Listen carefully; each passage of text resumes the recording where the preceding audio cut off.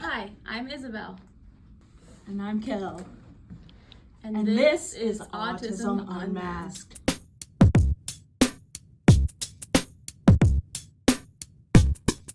Today we are talking about something that doesn't always get explained clearly: psychiatric rehabilitation, or Psych Rehab, and how it can support independence in really practical ways. So, to help us break this down, we sat down with Heather Conroy, a licensed clinical social worker and co founder and executive director of Evolve Coaching. Heather has worked with autistic and other neurodivergent individuals on their paths towards self defined success since 2006. Let's get into our interview. Welcome, Heather. Thanks for joining us today. Can you tell us a little about yourself and the work you do?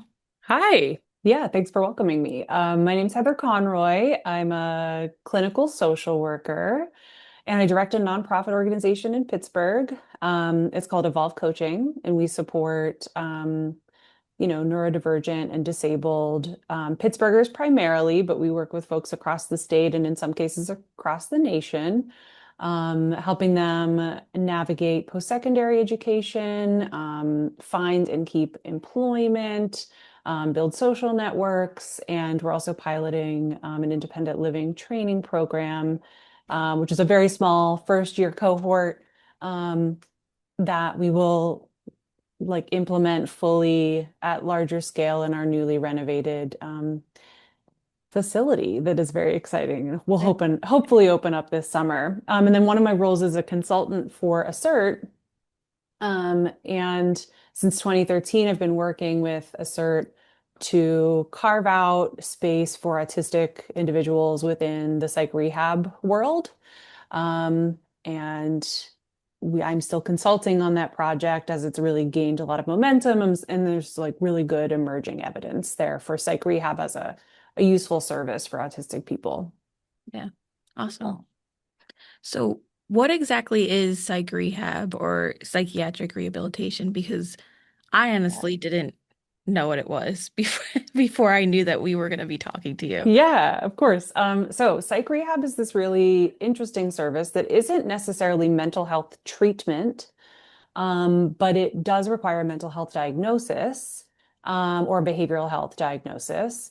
And it allows people to work on individual goals related to living, learning, socializing, working, and depending on which program you're at, wellness slash self-maintenance. They might call it one thing or another. Um, so if you think about those, I guess, umbrellas or branches of psych rehab and the goals that people can have, like you can really create any goal that fits within one of those areas. So I love that about psych rehab, that it both has parameters and structure. Like your goals will fall into one of these areas, and this is what psych rehab can support. But at the same time, it's very broad, and people can get creative with the goals that they create. And then you have a counselor, which might be a peer, who has a mental health diagnosis or perhaps an autism diagnosis. So that's not, you're not seeing that as often, um, who will either share their lived experience and support you with your goals, or you'll have someone like me who doesn't have that diagnosis or a diagnosis on paper, but was, trained as a therapist and brought that lens to this work. Again, even though it wasn't necessarily therapy, I think my background in therapy prepared me really well to do this counseling work. Yeah, and so psych rehab can be done on site. So you might have groups that you participate in. Those groups will fall into one of those categories that I mentioned. So like living, there might be a cooking group, or literally a group where you can learn life skills like cleaning, or finding a bus route, right? There are social goal related groups. There was the one of the most popular groups in the Pittsburgh location where I was this pottery group that was like no one really knew about it because it just like people signed up right away and no one really ever got to find out about it, it seemed like, because it was so popular. So Yeah. there were a lot of things, but that people could participate in the group sphere. You didn't have to participate in groups though. You can also just meet with your counselor one-on-one. to work on your goals, but often those goals can be practiced in those group spaces.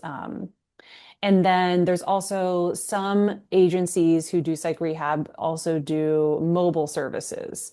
So that means literally you can be, transporting, you can be on the bus with someone, you can be out in the world.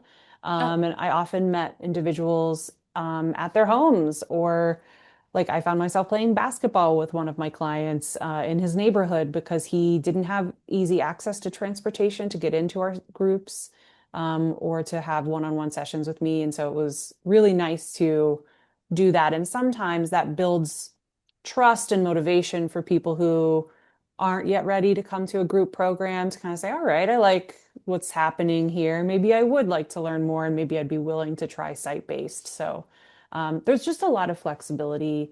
The peer engagement, I think, is essential. Yeah, the psych rehab's this really kind of like hidden gem, in my yeah. opinion. It kind of reminds me of like building your own curriculum for school and like what you're interested in too.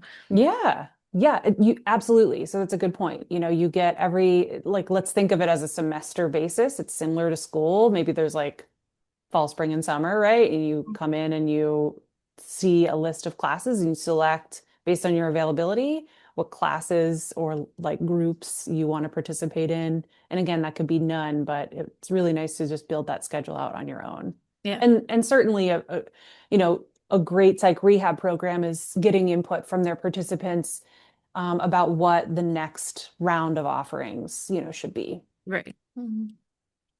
Very cool. How is psych rehab different from traditional therapy or other support services?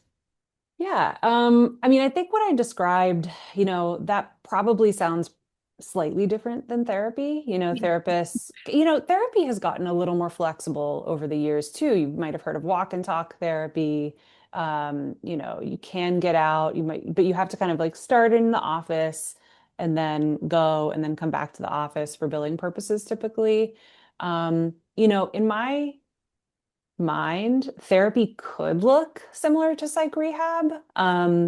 But there are differences in that psych rehab allows a lot more flexibility to to practice things practically. Um, there's less, there's still room for discussion about trauma and the way people are feeling, and concerns about trying new things, and you can engage in role play, so there is quite a bit of overlap. um, but I think the practical nature is actually more appealing, or can be more appealing to some autistic people, because it's like, we're gonna just do this, we're gonna get started, we're gonna um, send the email together. I'm going to get support from my psych rehab counselor to email disability services at the university I'm attending to get what I need. Now, a therapist can support someone with that. You just don't see it that often in a therapy session, or as often as you might see it in psych rehab. So again, I think in general, it's that practical approach, and then the flexibility with like what groups can look like. Those groups aren't, emotional support groups. Those groups are, again, focused on the practical, approach to meeting one's goals. Yeah.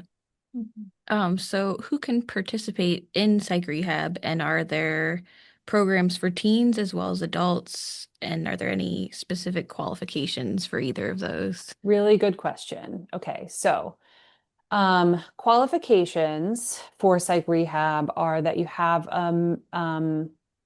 let's say the first tier of qualifications for psych rehab would be that you have a serious mental illness. So generally, we're thinking about major depression, bipolar disorders, schizophrenia, borderline personality disorder, et cetera. Um, so there are specific diagnoses that are kind of like what psych rehab are built for. And so I didn't mention this at the top, but like if you think about psych rehab, rehab is in the word. There is a focus on rehabilitation and recovery.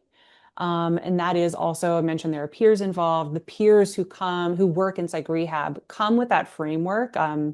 What's what I've typically seen used is the Boston model of psych rehab. But again, so there's this recovery rehabilitation mindset, which doesn't, in my opinion, like necessarily align with autism, right? So that is the difference. But I don't know if I'm being controversial in saying this, but I'm also thinking, when a person has major depression, um, you know, people aren't the people are often going to live their life with major depression, right? The expectation isn't that someone is going to be recovered, but we can think about situations where individuals may have one day been able to perform skill like activities of daily living, but then due to their mental illness, we're no longer able to perform all of those skills. And so psych rehab in that case, rehabilitation and recovery does really make sense. Whereas with autistic folks that we support, the expectation isn't that people have come in, they've had all of these skills, and then they've, lost them or have had some struggles maintaining them as a result of their diagnosis. It's not the case. So we kind of think of it as like habilitation, um, or yeah, I think the important thing here is that people are here to learn skills, and their history, at least when it comes to autistic participants, in my opinion, may or may not be so relevant in terms of like their ability to perform those skills. We should be starting where everyone is, kind of at baseline. We're not going, well, you used to be able, like if someone has major depression, we're not going to say, well, you used to be able to do this. So like, how do we get back to it? Like exactly the same. No, we're going to just say, where are you today? How can I support you to build these skills? Um, so okay, getting back to the criteria. So some people meet criteria based on their specific diagnoses that, again, psych rehab was quote unquote built for. Psych rehab also has an exception process, which allows people with other mental health or behavioral health diagnoses to also participate in psych rehab. So, let's say I don't have one of the qualifying severe mental illness or serious, excuse me, it used to be severe and persistent mental illness, so serious mental illness diagnoses. But I have ADHD or I have autism or I have anxiety disorder, right? Maybe they don't qualify, but you can write an exception letter for people to access psych rehab through this mechanism. So the exception letter is something that, of course, in the mental health system, there's always acronyms. So this is a licensed practitioner of the healing arts, an LPHA. So specific professionals, unfortunately, like clinical social work is not an LPHA, so I wouldn't be able to make that referral. But a doctor, for example, can complete the LPHA recommendation form outlining this person has a mental and behavioral health diagnosis. They may not meet initial criteria, but here's why they do meet criteria and why this program would be beneficial for them, in my professional opinion. So that is, can be challenging for people because sometimes people don't have easy access to an LPHA in their life, or Right. perhaps they have a doctor who doesn't know anything about psych rehab. And so they're like, oh, like, I don't really know if this is right for you. It says serious mental illness here. Like, is this appropriate? And so really, I think psych rehab is appropriate for so many people. And so there is that little bit of a barrier, but what we do know is that it's allowed the majority of the people that I know and participate in the Pittsburgh program to come through via that exception process, really without much problem. But I would say if you're a psych rehab provider and you meet someone who doesn't meet that criteria, just be knowledgeable and prepared, I guess, to support people through finding the LPHA because it can be challenging for some Yeah. folks. Mhm. Yeah, they may not be in active treatment. And so finding that person to complete that form can be challenging. Yeah. That And so, and we're aware of other programs that allow autistic folks to participate in psych rehab with that autism diagnosis alone and without the exception letter. So it's something that literally today I'm having more conversations at the state level around just clarity for behavioral health managed care organizations to understand when and how they can allow for billing, and then for that to trickle down to providers so that they can understand, yes, I can allow these people with these diagnoses to participate. So a complicated answer to a question that seems simple, Yeah. But I can but see I how think it it's would be important. difficult, like for certain people to navigate that process. Right. Yeah. Right. Yeah. And so, like I said, I think it's really important for the people who are taking referrals or know people for whom psych rehab would be a really good fit to be prepared to do a little hand holding because it's worth it. You can help someone. And then once someone's in psych rehab, like what we found, so for example, the autistic folks who participated, um, for the most part, really weren't engaged in maybe 50%, let's say, weren't engaged in regular therapy sessions or other mental health treatment, but they wanted to kind of put their foot in the door, you know? Um, and being in psych rehab, being in the system, that allows for psych rehab to take place, that is a mental health system, we could then say, think it's time for us to, recommend you work with a service coordinator, a mental health service coordinator. This person can help you identify if there are other areas where you might have need, like maybe housing or food security, or mental health treatment. So it was really nice to just get people in, kind of build this trust in a space that was really flexible, that could allow for people to participate in the way that they needed to participate. Um, and then help them kind of like begin the process of thinking about if it was appropriate for them to access more supports. Yeah. Mhm. What kinds of skills or goals does psych rehab focus on, and what does that look like in a typical session or day? Yeah. So the skills could be anything that pertain to one's goals in living, learning, socializing, working, and wellness. So if someone has a job goal, that could look like the participant working with their counselor to look for jobs on Indeed, or identify what accommodations they might need on the job, and then work through maybe via role play, and scenario planning, what will I say if I get hired or if I get an interview to Mhm. make a request for accommodations? Will I disclose a diagnosis? Or will I simply say, does this workplace allow employees to wear headphones when, we're working on administrative tasks? So I think it can, that's a work scenario. If someone had Oh, I guess another important thing which overlaps with living, would be if we're thinking about, can I afford to live on my own? Well, let's think about what an apartment costs in the area you're interested in. Do you know anyone who would like to live with you as a roommate? What would that look like? Because that will make things more affordable, but it also complicates things. So what do you need? And then going back to the work goal, and that's why people often have, goals in various areas. We might say, well, what do you need to make? And then also, how does that impact if you're receiving benefits? Like, how does that impact those benefits if you do begin to make money? So, yeah. That's always like a tricky spot, I feel like, with Yeah. Yeah. about. And it's important for people to be informed about that. And just to understand how that process works. I think everyone, every autistic person I've met really wants to work, wants to like contribute their talents to society and wants to be paid for the work that they're doing. And then it's like, well, but they also need to maintain their health benefits. And so it just gets challenging. And so, yeah, bringing in experts, partnering with, organizations who do benefits counseling is, I think, essential when people are thinking about work if they are accessing benefits.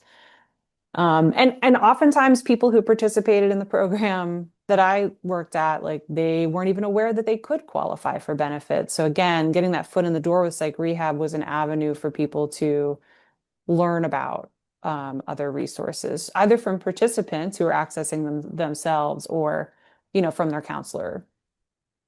Could you share an example of what progress or success might look like for someone in psych rehab? Yeah, good question. I think success certainly is individual. So people will come in with their own goals. And by the way, sometimes people have never been asked to create goals for themselves when they get to psych rehab. And so being prepared as a provider to say, all right, like let's kind of make this a simpler process. Let's break it down. Um, do you like your living situation? What do you like and not like about it to help someone create goals? So success could look like graduating from trade school or college. Success could be getting involved with a therapist long term. Like that, for me personally, is very rewarding if someone comes in and really doesn't have a network of support, natural or professional. It's really helpful for them to get a team around them so that I don't find myself in a situation where I'm the only person providing support to an individual, and so that that person doesn't only have to rely on me, and so that they understand what they can do in a crisis. So I felt amazing when I could make a strong referral to a therapist, um, or a service coordinator for one of my participants, because it meant like we could both take kind of a sigh of relief. Like it's daunting to start that process. And so that's what I was there for, to help people kind of build that bridge and say, okay, yeah, now I know if I need an IOP, this is what this could look like. Or if I need a therapist, these are the things that I can talk to a therapist about. Because also, not to go on too much of a tangent, but sometimes therapists aren't often, really well trained to understand how to adapt approaches for autistic people. And autistic people don't know like what they don't know about what a therapist will understand. And so understanding like how to almost educate a therapist about what you need in a session, um, that's just another layer that kind of people have to go through, to educate folks. Yeah. Um, and yeah, so I digress. Mhm. So I think success can also look like getting and keeping a job, Mhm. understanding how to navigate benefits while working, or understand if and when someone's ready and able, to work full time, get insurance from an employer, and take a big risk and maybe let go of the Medicaid benefits they might have been receiving. Mhm. Um, yeah, so and building community. So a big, I think it was like 70 to 80% of the individuals in the Pittsburgh program, they all had social goals, at least one social goal. And so building community, building a network of natural supports, and friends, uh, was, I think, a big success. And what I know is that many of the people who participated in that program have stayed in touch, Mhm. are still at the program, some, I'm sure. Um, yeah. That's awesome. How can psych rehab be made accessible or supportive for autistic individuals specifically, as opposed to, like you said, like traditional talk Yeah. therapy? Psych rehab can be made accessible to autistic people and kind of is built this way, in a number of ways. So I think, you know, I mentioned really taking the time to help someone navigate the exception letter process would be a starting point, Mhm. where maybe ordinarily a counselor or whoever does an intake might be trained or inclined to respond with, okay, here's the letter, just take that to your doctor or take that to an LPHA, right? What does that mean? Um, and not maybe knowing how to support someone with what to say to the doctor, to say, this is what psych rehab is and how it can benefit people like me.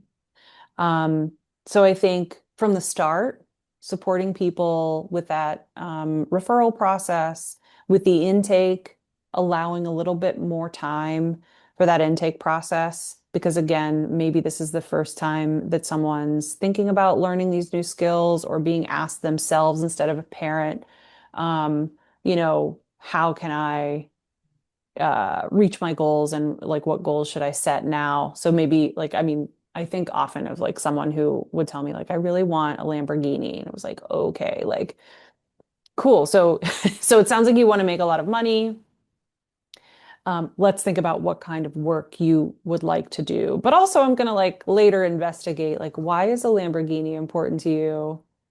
Um, you know, is it that you want to impress people and build more relationships? And like maybe we can get to that, another way. So I think not taking things at face value like that and going, okay, cool, and respecting someone's wishes. Like, okay, you want to buy a Lamborghini, like I'm not going to tell you right away that's a bad idea, even though I think that it is. Like I think I can't help but think like, I don't think that's like a great way to invest your money. But okay, like let's start there and figure out how to support you.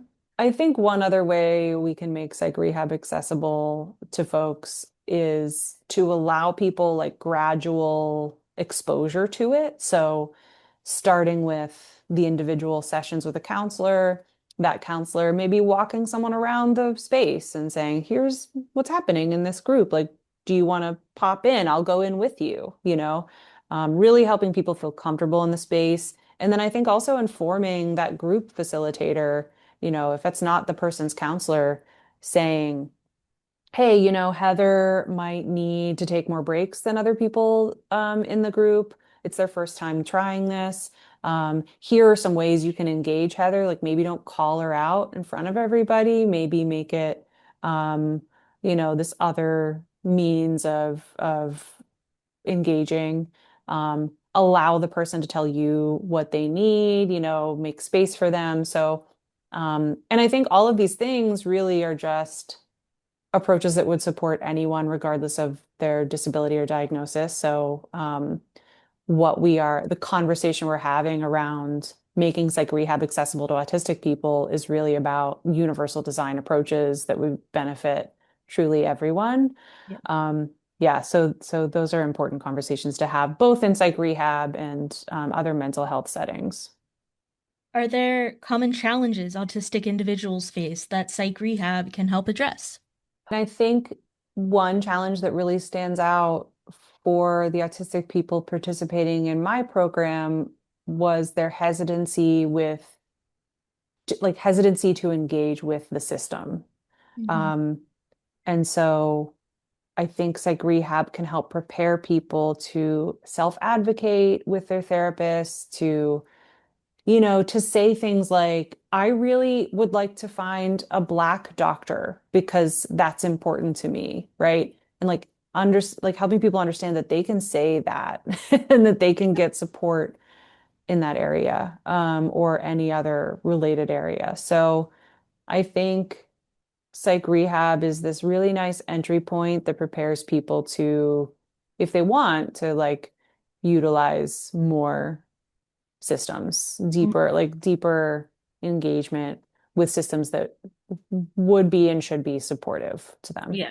I feel like it also, like a lot of times through our resource center, we hear just people not knowing where to go Yeah. for these types Mhm. of things. And this seems like it's a good way of like just navigating all the different systems.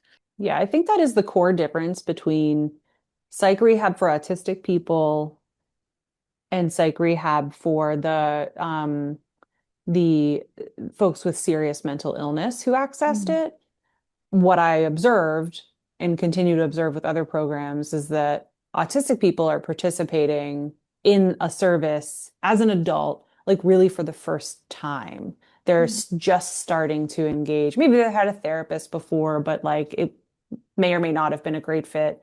Um, Whereas people with serious mental illness for whom psych rehab was built, they're usually coming from this wider system of services and almost like quote unquote graduating out of those, maybe they've been in the hospital and they're stepping down, and they're getting ready to like reintegrate to whatever their life looked like before being hospitalized.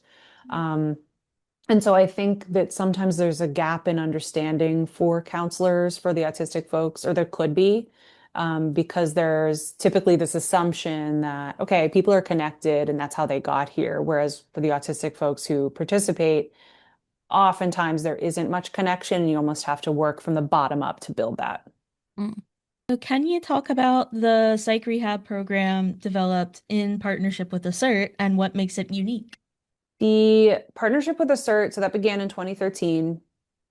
Um, the intention was, well, the gap is, I think we know or may know that there aren't a lot of sufficient services to support autistic folks. Mhm. Um, and yeah, many challenges with getting services to be billable for that autism diagnosis. Right. Um, and so it was important to begin to like show some evidence around or determine whether psych rehab could be beneficial for autistic people. I think on its face we like knew that it would be because it's not going to hurt, you know. It's going to support people, you know, people are going to be able to create goals and be supported. Like they're going to get, if nothing else, they're getting out of their homes and communities and like doing something different, building new structure within their days. Um, yeah, so um I think generally it comes from, or the psych rehab program comes from the awareness that there aren't sufficient supports. We wanted to try building something that already exists rather than, you know, reinventing the wheel, as they say. And we just continue to strive to make it more and more accessible to autistic folks. And again, so we have like a every other month learning collaborative where psych rehab providers sit down with me and typically a former or current psych rehab participant to learn about, you know, just some of the things that we're talking about, like how can we make our programs more accessible and welcoming to autistic folks? Literally, how do we bill for that? Um, yeah, so I think the point was we know there are like tens of thousands of autistic people in the state who aren't getting the supports that they need, and like can we begin to build something within a system that exists already because we know it's going to take 25 years to build something new. Right. Right. Yeah, that makes sense. Mhm. What should someone expect when they first start psych rehab? And I'm sure it kind of depends on Yeah. where you're at. When someone first starts like rehab, paperwork is what to expect. And that's just the reality. So it's not terribly daunting, but it can feel overwhelming. And so again, that's on the counselor, I think, in my opinion, to really prepare people for what to expect. So if someone is perhaps going for their first session, I think it'd be important for them to say, what can I expect? Right? Like ask the question if Mhm. you aren't told. Um, and then that tends to look like, okay, you know, I'm going to give you a tour of the program facility. I'm going to explain what psych rehab is. I'm going to even let you know that there are other psych rehab providers in the area, and you have permission, and autonomy to choose any of these programs. You are here today, but you need to know that these other programs exist if for any reason, you know, this isn't a good fit for you. Mhm. Um, and then you'll start to work through goals. So, you know, my hope during a first session is that we would complete, you know, maybe two or three maximum goals that we would maybe build out the next session, but like try to get a sense of what are the things that you care about, what brings you here, if you don't know what brings you here because maybe your parent brought you here, like you don't know, that's fine. We'll work through what matters to you and start to put that on paper, but helping people understand. And sometimes they're like, oh my gosh, I have to pick goals. Like that's a lot. I'm not ready to do that. I don't want to do that. Reminding people that those goals can change at any time. They are your goals, not mine, but we do need to document like what you're here doing, because we are still working within this system that isn't like truly flexible in that respect. And for a reason, we need to build structure so that we know that we are making progress and we're both on the same page about what we're doing here. Mhm. So that's what I would say one could expect in the beginning. And then you might get a menu of classes that you could consider participating in as well. How can caregivers or professionals best support someone participating in psych rehab? Caregivers can participate, like rehab participants, by allowing them to be in the driver's seat while still being supportive of them. Um, you know, parents of autistic folks understandably have like this tendency to be very strong advocates for their loved ones. Right. And that makes sense because they've had to be. And so I think gradually, not like ripping the band-aid off, but gradually allowing their loved one to really make their own choices. You know, if I think as a parent that it's like really silly to be doing the cooking class because like I don't know, I think it's dangerous for you, or I think you already have mastered all of those skills and it's not a good use of your time, but that's something you want to do. I just need to go, okay, like I'm going to let them choose how they're going to engage in this program. But of course, if I have any safety concerns, I'm going to be supportive of them. I'm going to like tell them, hey, let your counselor know that this is something maybe that you pace a lot. Please inform them that that's something that you do so that they're not surprised or accidentally like taking the pan off the stove and Mm. then we're in a tricky spot because you've paced behind them. So that can be now parents, again, understandably will want to like pick up the phone and call and have that conversation. And sometimes that's appropriate. But maybe it's also appropriate to just send an email like, hey, with permission, I'm doing this. Maybe you work with your adult child, um, to send an email together where the adult child sends the email and says, hey, I have cooking class tomorrow for the first time. I just wanted to let you know I pace. If I'm in the way, like send me to the hallway. Or if you're concerned about my safety, here's what you can do.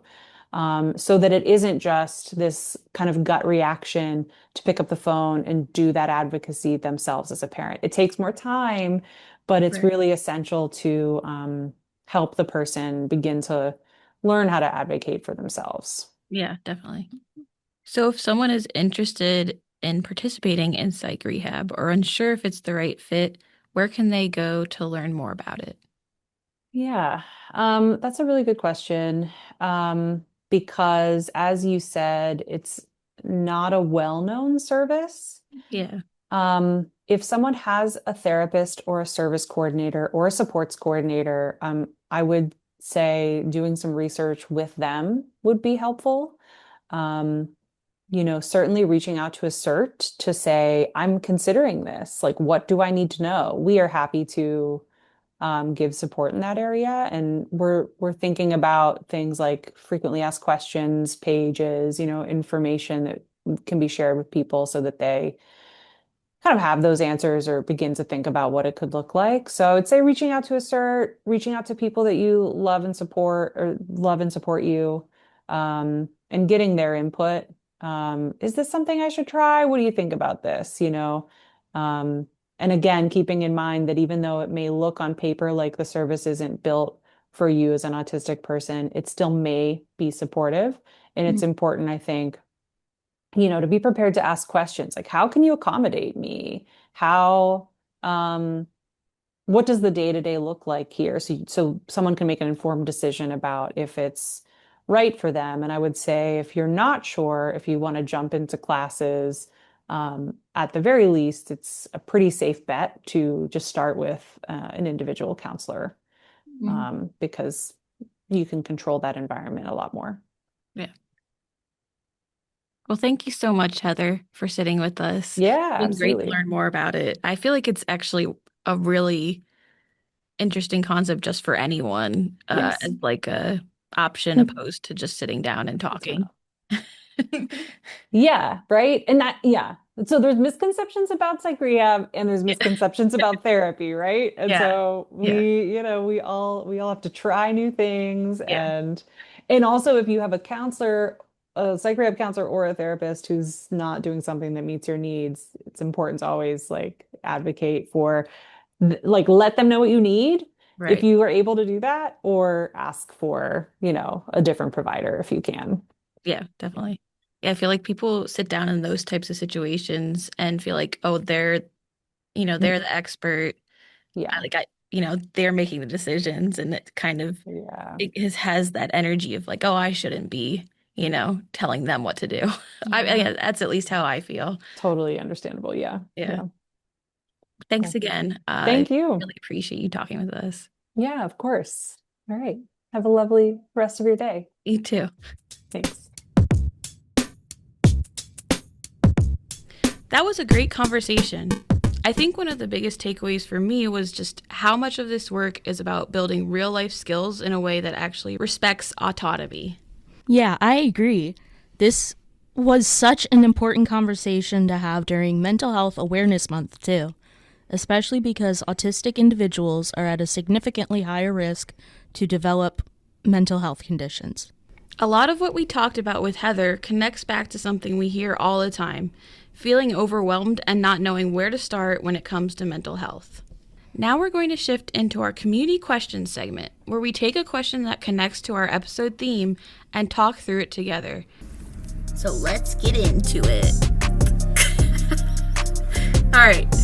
I'm ready. You ready? I'm ready. The first question we have today is, what do I do when I feel overwhelmed with my mental health and don't know where to start?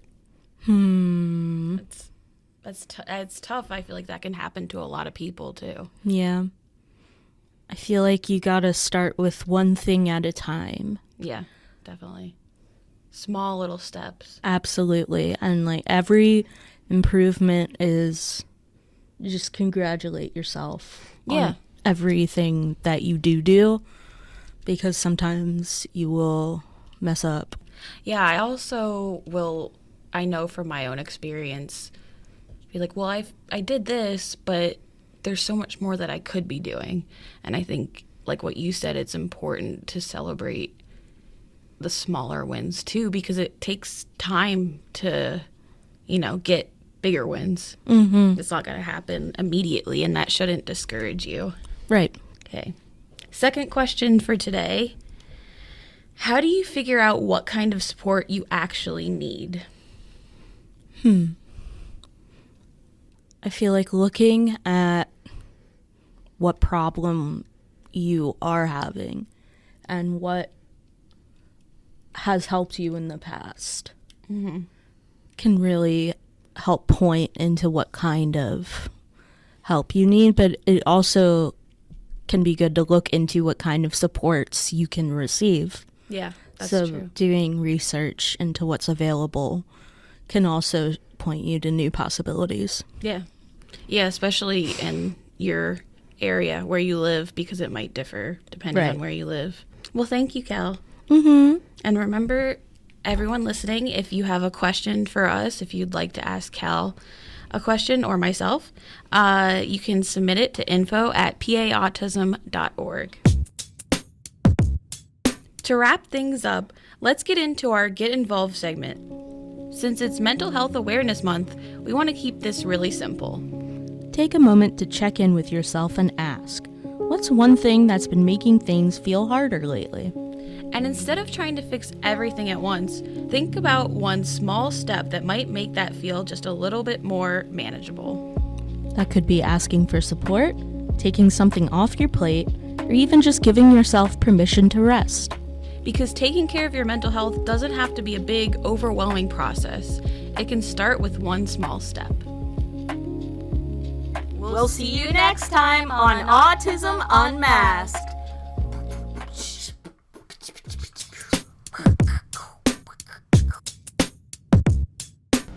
Autism Unmasked is brought to you by the Assert Collaborative, which is funded by the Office of Developmental Programs within the Pennsylvania Department of Human Services.